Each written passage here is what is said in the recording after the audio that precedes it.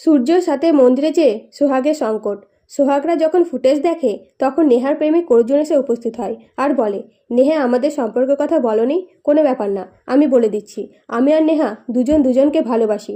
তখন সূর্য বলে, এখান থেকে চলে যাও।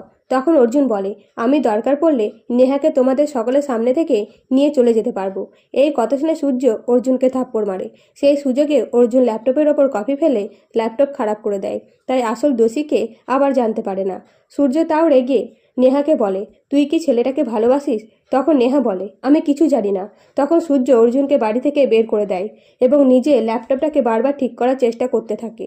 এমনকি খাবার না খেয়ে ল্যাপটপ নিয়ে বসে থাকলে সোহাগ খাবার এনে বলে, অনেক রাত হয়েছে, খাবারটা খেয়ে নিন। তখন সূর্য খেতে না চাইলে সোহাগ খাইয়ে দেয়। আর সূর্য ল্যাপটপ দেখতে দেখতে খেয়ে নিলে সূর্য সোহাগ দুজনে হাসতে শুরু করে।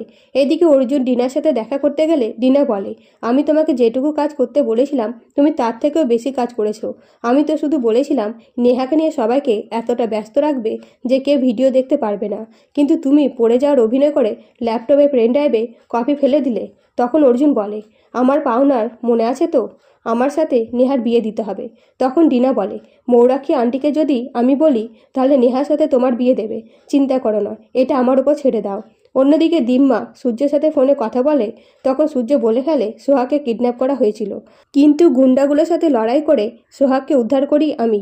তখন দিম্মা বলে, বড় দিদি যেন আর বিপদ না হয় তার জন্য বড় দিদিকে কাল মন্দিরে নিয়ে যাবে।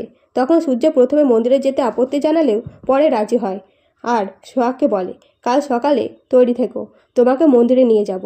দিম্মা বলেছে, আমি না করতে পারলাম না। এইসব কথা টিয়া শুনতে পেয়ে ডিনাকে জানায় সোহাগরা মন্দিরে যাবে পুজো দিতে। তখন ডিনা আবারও সোহাগের পেছনে গুন্ডা লাগিয়ে দেয়, এমনকি গুন্ডাগুলো সোহাগকে চারিদিক থেকে ঘিরে ফেলে।